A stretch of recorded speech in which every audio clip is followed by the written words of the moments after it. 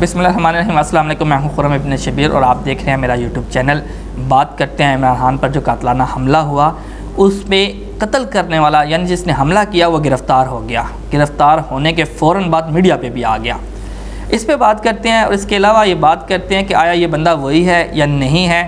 اس کے علاوہ بڑے بڑے یوٹیوبرز نے ویڈیوز بنائی ہیں، عمران ریاض نے ویڈیو بنائی ہے اور اس کے علاوہ پی ٹی آئی کے بہت سارے لوگوں نے ویڈیو بنائی ہے اس حوالے سے۔ تو ان پہ کچھ ابہام ہو سکتا ہے، کچھ اس پہ مسئلہ ہو سکتا ہے، کیونکہ ان کی زیادہ تر جو وابستگی ہے، سیاسی وابستگی ہے، وہ پی ٹی آئی کے ساتھ ہے۔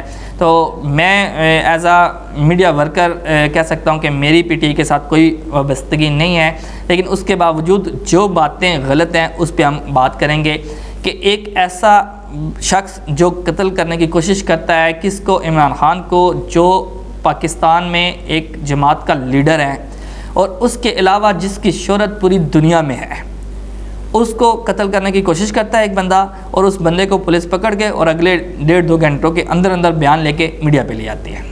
یہ تو انتہائی غلط ہے اور ایسا ہو ہی نہیں سکتا۔ اگر تحقیق کا طریقہ کار کسی کو پتہ ہے، جو کسی بھی طرح کی تفتیش کرتے ہیں ان کو طریقہ کار پتہ ہے، تو سب سے پہلے اس بندے کو ایسی جگہ پہ منتقل کیا جاتا ہے جہاں کسی کی رسائی نہ ہو۔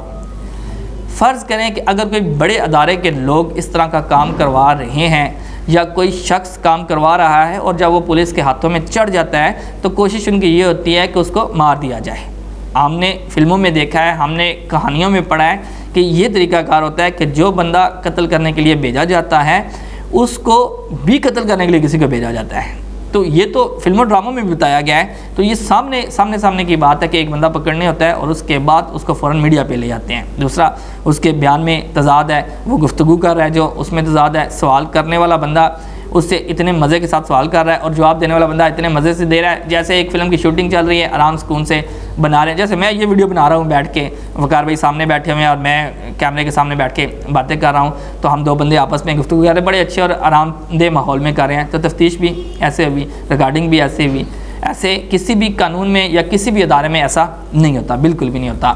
دوسری بات کہ جو بندہ فائر کر رہا ہے وہ بندہ اور جو بندہ گرفتار کیا گیا ہے ان میں فرق ہے، بظاہر فرق ہے۔ ہو سکتا ہے ہماری آنکھ کا دھوکہ بھی ہو، لیکن کیمرے کی آنکھ دھوکہ نہیں کھا سکتی۔ ایک کیمرہ نہیں تھا وہاں، بے شمار قسم کے موبائل سے ویڈیوز بنی ہیں، اور کسی بھی بعض دفعہ ایسا ہوتا ہے کہ جو کپڑے پہنے ہوئے، میں نے جو کپڑے پہنے ہوئے ہیں وہ DSLR کیمرے میں اس کا رزلٹ تھوڑا مختلف ہوگا، موبائل پہ بنائیں گے اس کا مختلف ہوگا، HD کیمرے میں الگ ہوگا، 4K میں الگ ہوگا، تھوڑا فرق آئے گا ضرور۔ اگر ہم 4K جو ہائی ڈیفینیشن کیمرہ ہے اس کے سامنے بیٹھ کے ویڈیو بنائیں گے اور ایک نارمل موبائل کے سامنے بیٹھ کے ویڈیوز بنائیں گے، لائٹ بھی کم ہوگی تو اس میں کپڑے کا فرق آ جائے گا، وہ یہ ماننے والی بات ہے۔ لیکن جب آپ روشنی میں ایک ایسی جگہ پہ ہیں جہاں مختلف لوگ موجود ہیں، مختلف موبائل موجود ہیں، مختلف کیمرے موجود ہیں، اور ان کیمروں میں جو کپڑے سامنے آتے ہیں، جو باڈی سٹرکچر سامنے آتا ہے، وہ اور جو بندہ پکڑا گیا جس کا انٹرویو لیا گیا اس میں زمین آسمان کا فرق نظر آ رہا ہے، اور یہ ایسا لگ رہا ہے کہ یہ وہ بندہ نہیں ہے۔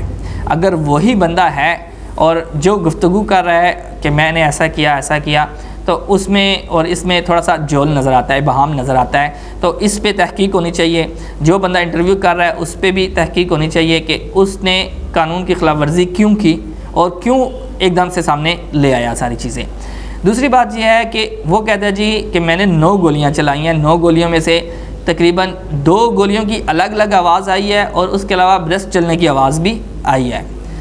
اچھا، اگر تو اس کا موبائل، اس کا جو گن ہے، جو پسٹل ہے، اس کی آٹو پہ تھی، تو جس وقت اس نے ہاتھ اوپر کیا اور پیچھے سے لڑکے نے جس نے پکڑا، بچانے کی کوشش کی، اس نے پکڑا تو اس کے بعد اس کا ہاتھ نیچے ہو گیا، تو پھر وہ برسٹ کی صورت میں چلا۔ اگر وہ برسٹ کی صورت میں چلا ہے تو جو اوپر گولیاں چلی ہیں 2، وہ کہاں سے آئیں، وہ کس نے چلائیں؟ اور جو پسٹل اس کے ہاتھ میں تھا، کیا اس میں اتنی پاور تھی کہ وہ اتنے دور سے اتنے بڑے ہول بنا سکے وہاں؟ اور ایک اور بات کہ وہاں اوپر سے بھی کہتے ہیں کہ فائر ہوئے اس کو مارنے کے لیے۔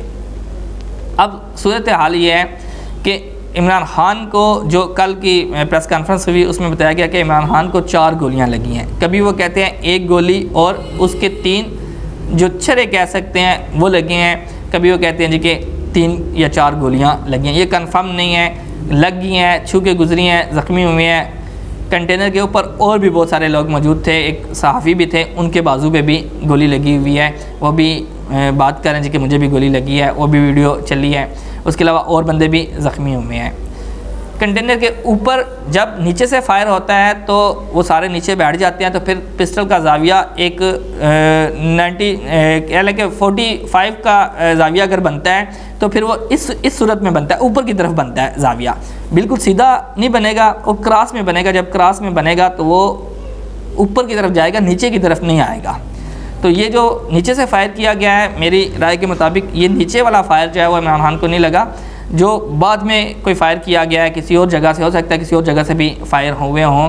اس پہ تحقیق ہوگی پوری، اور جو ہمارے ادارے ہیں اس پہ تحقیق کریں گے لازمی، تو پھر 1-2-4 دنوں پہ یہ چیز سامنے آ جائے گی۔ تو اس چیز پہ بڑا ہی ایک مضبوط قسم کا ایک بورڈ بننا چاہیے، ایک ٹیم بننی چاہیے جو اس پہ تحقیق کرے، تحقیق کر کے جو حقیقت ہے وہ سامنے لے کر آئے، اور جو عوام ہے اس کے جو خدشات ہیں اس کو دور کیا جائے۔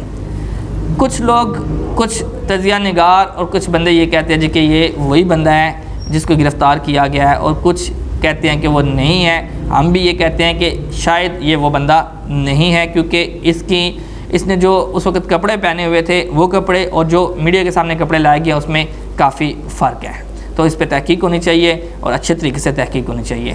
ٹھیک ہے جی، اگلی ویڈیو میں آپ کی خدمت میں حاضر ہوں گے۔ مجھے دیں اجازت، اللہ حافظ۔